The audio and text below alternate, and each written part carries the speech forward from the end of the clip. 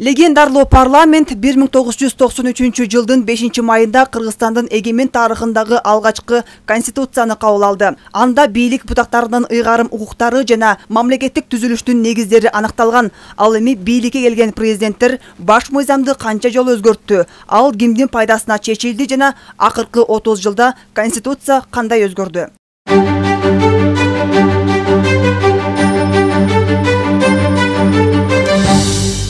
Жогорку кеңеш 1990 жылдын 15 декабрында Кыргыз Республикасынын мамлекеттик суверенитети жөнүндө декларациясын кабыл алган. Ал жаңы конституцияны иштеп чыгууга негиз болду. Ошондой эле декларацияда президент аткаруучу жана башкаруучу бийликтин башчысы катары көрсөтүлгөн. Ошентип президент 5 жылга 2 мөөнөткө шайланууга укуктуу болду. Адегенде Кыргызстандын туңгуч президенти баш мыйзамга 5 жолу, Курманбек Бакиев бийликке келгенде 2 жолу, убактылуу өкмөттүн убагында 1 жана 2010 жылы референдум аркылуу Конституция 2020 жылга чейин өзгөрбөсүн деген элдин чечимине карабай 2016 жылы Конституцияны дагы 1 жолу өзгөртүүгө жол берилди. Аталган баш мыйзамдагы өзгөртүүлөр бийлик башына келген президенттердин гана пайдасына чечилип, Конституциянын туруксуздугу орун алды. Мындан улам 2020 жылы бийликке келген президент Садыр Жапаров башкаруунун ыйгарым укуктарын өзгөртүп, 2021 жылдын апрелинде өткөн референдумда шайлоочулар президенттик башкарууну тандады.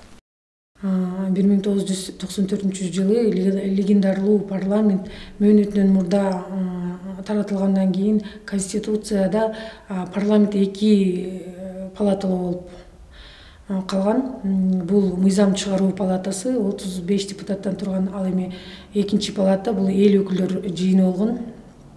Бул 70 депутаттан турган.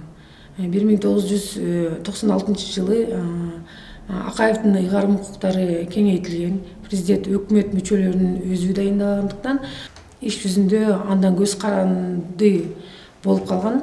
Ошондой эле президент жергиликтүү администрациясынын жетекчилерин жана элчилерин дайындаган.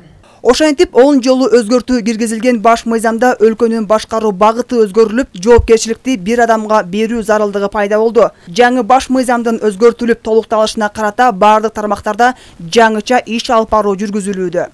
Президенттик башкарууда биз ушул мамлекеттик вертикалдуу башкарууну биз абдан туура түзүп алышыбыз керек. Жанында областтык прокурор отурат. Мен дайыма эле айтып келемин. Мамлекеттик кызматкердин уставы боюнча дагы, өзүнүн функционалында дагы, мыйзам боюнча дагы эмне жумуш кылыш керек экендиги бүт жазылган. Эгер да аны бузса, жоопко тартылат. Кыргызстан көз карандысыз, эгемен, демократиялык, унитардык, укуктук, светтик жана социалдык мамлекет. Өлкөнүн эгемендиги чектелбейт жана башка аймагына жайылтылат деп баш мыйзамда так жазылган. Ошондой эле ички жана тышкы саясатты өз алдынча жүргүзөт. Айжамал Болот кызы, Бексултан Жолдошбеков, Өлкө Деми.